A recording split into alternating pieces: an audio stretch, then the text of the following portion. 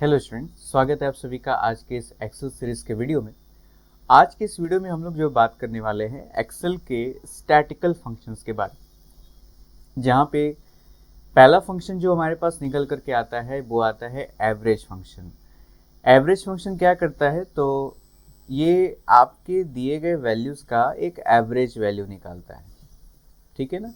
यहाँ पे मेरे पास ये 5 वैल्यूज़ हैं। अब इन पांचों वैल्यूज़ के अगर मुझे एवरेज निकालनी है तो हम लोग यहाँ पे इक्वल टू एवरेज लिखेंगे, ब्रैकेट लगाएंगे, और यहाँ पर आप चाहें तो एक एक करके भी दे सकते हो। लाइक ये हो गया कॉमा, फिर ये कॉमा, तो ऐसे कॉमा कॉमा दे करके भी आप दे सकते हो। आप चाहो तो ये पूरा का पूरा ना एड्रेस दे सकते हो। ये देखो, यहाँ से लेके यहाँ तक आपने सेलेक्ट कर लिया।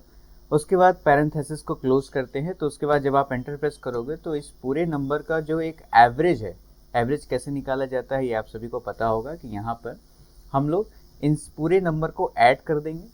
ऐड करने के बाद फिर नंबर ऑफ वैल्यू से उसे डिवाइड कर देते हैं। ठीक है ना। काउंट क्या करता है, तो ये नंबर ऑफ एंट्रीज को काउंट करता है। लाइक मैं यहाँ पे कुछ एंट्रीज बना देता हूँ।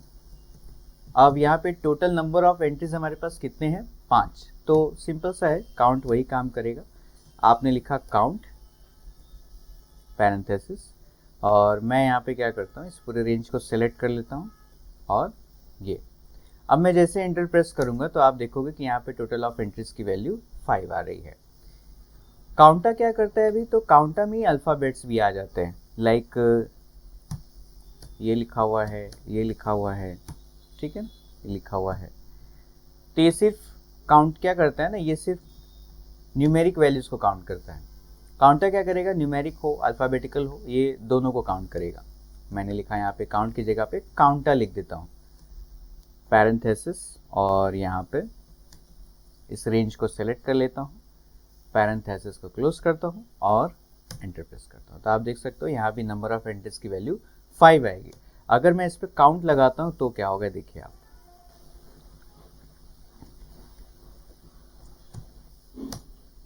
देख रहे हो आप, यहाँ पर सिर्फ और सिर्फ 3 आ रहा है। क्यों? क्योंकि हमारे पास न्यूमेरिक वैल्यूज कितने हैं, 1, 2 और 3। नेक्स्ट जो फंक्शन है हमारे पास वो है काउंट इफ। काउंट इफ क्या करता है, तो बिल्कुल ये काम सम इफ के जैसे करता है। सम इफ क्या कर रहा था, ये दिए गए रेंज को ऐड कर रहा था एक स्पेसिफाइड कंडीशन पे।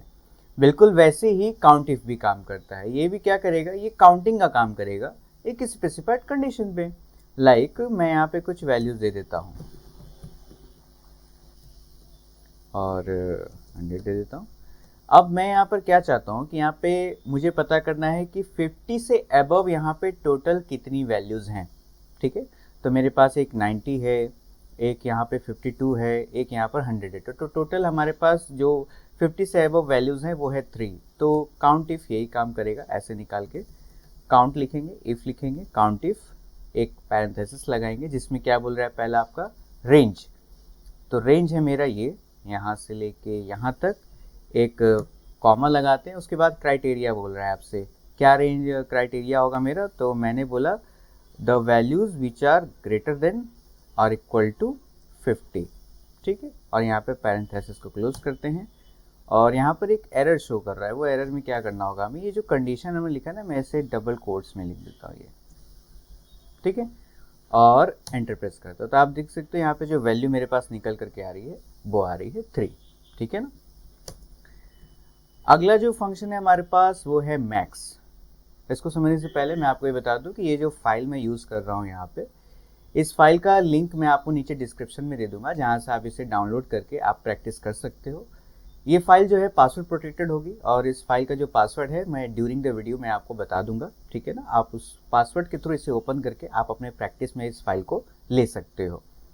मैक्स फंक्शन क्या करता है यहाँ पर, तो मैक्स फंक्शन आपके पास कोई भी वैल्यूज़ हैं, ठीक है, इसमें जो मैक्सिमम वैल्यू होगी, जो सबसे बड़ी वैल्यू होगी, ये आपको वो निकाल करके दे देगा। आपने लिखा मैक्स, पैरेंथेसिस लगाते हैं, उसके बाद यहाँ पर कुछ रेंज दे देते हैं। ठीक है, इसमें से मुझे क्या करना है, यहाँ पर मुझे इतने रेंज में से जो मैक्सिमम वैल्यू है उसे निकालना है। ठीक है, तो यहाँ पे जो मेरे पास मैक्सिमम वैल्यू है वो है 98। तो आप देखोगे कि यहाँ पे आपको 98 देखने को मिल जाएगा। अगला जो फंक्शन है वो है मिडिन। मिडन क्या करता है बेसिकली, ये आपके लिए बीच का नंबर निकालता है, जो बीच की वैल्यू होती है। काम ये बिल्कुल आप कह सकते हो एवरेज के जैसे करता है, ठीक है ना। ये बीच की वैल्यू आपको निकाल के देता है, ठीक है। जैसे मैं यहाँ पर देता हूँ 10, 20, 30, 40, 50, ठीक है। तो यहाँ पर मैं बीच का नंबर अगर निकालना चाहता हूँ, मिडन लिखा, ठीक है। तो जो मिडलेस्ट नंबर है हमारा, मिडलेस्ट मेरा यहाँ पर मैं सेलेक्ट करता हूँ और इंटर प्रेस करता हूँ, तो आप देखोगे 30 हमारा जो है वो मिडिल नंबर है, ठीक है। तो मिडन का काम सिंपल सा ये है। बिल्कुल वैसे ही मीन क्या करता है, तो मैक्स का काम था जो मैक्सिमम वैल्यू निकालना, ठीक है। मीन का काम क्या होगा, जो मिनिमम वैल्यू है, जो सबसे छोटी वैल्यू है, ये उसको निकालेगा। आप इक्वल्स दे दो, आप लिख दो मीन पैरेंथेसिस, और मैं यहाँ पर वही रेंज प्रोवाइड कर देता हूँ, पैरेंथेसिस क्लोज और एंटर। तो आप देखोगे कि यहाँ पर आपको 10 जो है सबसे स्मॉलेस्ट वैल्यू यहाँ पे निकल करके आ गई है। अगला जो फंक्शन है वो है मॉड। ये क्या करता है, मोड, ठीक है। ये क्या करता है बेसिकली, ये मोस्ट फ्रिक्वेंटली रिपीटेटिव वैल्यू को दिखाता है। मतलब आपके पास आपने कोई रेंज दिया है, जिस रेंज में कोई एक ऐसी वैल्यू है जो बार बार रिपीट हुई है, तो आपको पता करना है कि कौन से वैल्यू की फ्रिक्वेंसी सबसे ज़्यादा है। तो यहाँ पर मेरे पास जो फ्रिक्वेंसी सबसे ज़्यादा है वो 5 की है, तो मोड वही करेगा, ठीक है। इक्वल्स लिखते हैं और लिखते हैं मोड, उसके बाद मैं यहाँ पर रेंज दे देता हूँ। तो यहाँ पर रेंज देने के बाद मैं जैसे ही एंटर प्रेस करता हूँ तो आप देखोगे 5 इसका आंसर आ रहा है, ठीक है ना। अब यहाँ पर एक क्वेश्चन अराइज होता है कि मान लीजिए सपोज दैट कि यहाँ पर एक से ज़्यादा ऐसी वैल्यूज़ हैं जिनकी फ्रिक्वेंसी सेम है। लाइक मैं यहाँ पे ले लेता हूँ 6 या 3, ठीक है। तो यहाँ पे मेरे पास 5 भी एक ऐसी वैल्यू जिसकी फ्रिक्वेंसी 2 है, 3 भी एक ऐसी वैल्यू जिसकी फ्रिक्वेंसी जो है वो 2 है। तो यहाँ पर बात आती है कि इसका आंसर क्या आएगा, ठीक है।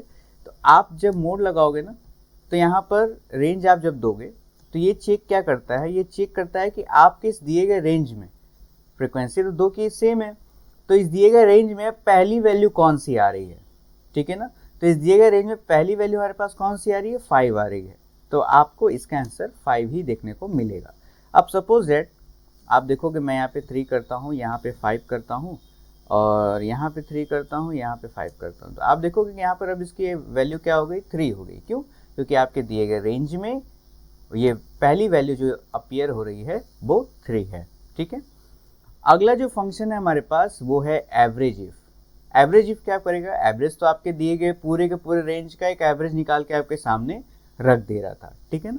एवरेज इफ क्या करता है, ये भी वही करेगा, एवरेज ही निकालेगा, लेकिन एक दिए गए कंडीशन पे। लाइक जैसे सॉरी मैं यहाँ पे लिख देता हूँ इसे, मैंने यहाँ पे कुछ वैल्यूज़ दे दी, थोड़ा सा ऐसे कर देता हूँ, 30, 60, 50, 40 और 10। तो मुझे एवरेज निकालना है, लेकिन एवरेज सिर्फ उन्हीं वैल्यूज़ का निकालना है जो वैल्यूज़ 50 या 50 से अबव है, ठीक है ना। तो मैं यहाँ पे लिखूँगा इक्वल्स एवरेज देन इफ़, और यहाँ पर रेंज देना है मुझे। रेंज मेरा क्या है वो है ये। उसके बाद अब यहाँ पे डबल कोट्स में मैं लिख देता हूँ, यहाँ पे मुझे वो वैल्यूज़ निकालनी है जो 50 और 50 के बराबर है, 50 या 50 से अबव हो, ठीक है। तो मैं यहाँ पे ग्रेटर देन और इक्वल टू 50 लिख देता हूँ और यहाँ पे पैरेंथेसिस क्लोज। तो आप देख सकते हो 55, यहाँ पर वो किसका एवरेज निकालेगा, आपका 60 का निकालेगा और 50 का निकालेगा, बाकी आपका 10, 40, 10 को ये छोड़ देगा, ठीक है ना, क्योंकि हमने यहाँ पे कंडीशन दे दिया। कंडीशन क्या दे दिया कि सिर्फ एवरेज उसका निकलेगा जो वैल्यूज़ 50 या 50 से अबव हैं, ग्रेटर है, ठीक है। अगला जो फंक्शन हमारे पास है वो है काउंट ब्लैंक। ये क्या करेगा, नाम से आपको सिंपली पता चल रहा होगा, ये ब्लैंक सेल्स को काउंट करता है कि total number of blank cells आपके डेटा में कितने हैं, ठीक है। तो इसमें मैं कुछ लिखता ही नहीं, यहाँ पे कुछ लिख भी देता हूँ, लाइक ये लिख दिया, ठीक है। एक सेल में मैंने एंट्री बना दी।